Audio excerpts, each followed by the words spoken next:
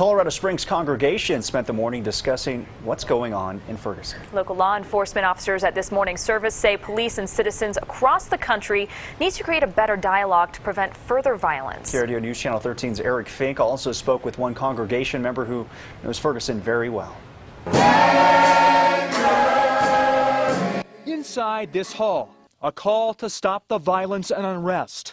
From this congregation to the people on the streets more than 800 miles away. It bothers me. It bothers me as a police officer, and it bothers me as a black man. I would hate to think that law enforcement officers are killing black people just for the sake of killing them. Prayers and a moment of silence for teenager Michael Brown and his family, protectors of Colorado Springs and those they serve, together, bringing the same message of acceptance and peace. Also inside these doors today, a Ferguson, Missouri native who says he's horrified by the images he's seen out of his hometown.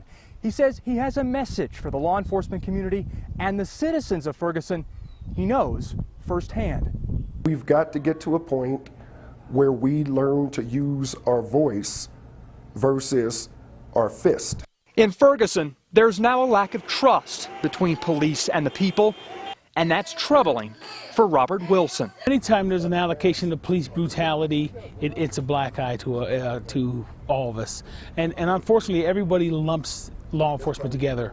We have some citizens here that are distrusting of us. The community is the absolute reason we exist. That feeling of community lost, and the man who still calls that suburb home is left to try and make sense of the scenes and I ain't falling for no police of the past week.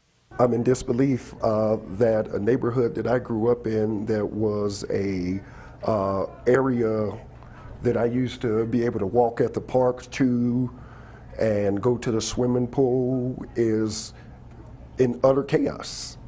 A local haven from the hostility, at least for a few hours, offering words and songs of hope to Ferguson and beyond. In Colorado Springs, Eric Fink, KRDO News Channel 13. U.S. Attorney General Eric Holder has ordered a second autopsy on Michael Brown. The Justice Department says that the autopsy will take place as soon as possible.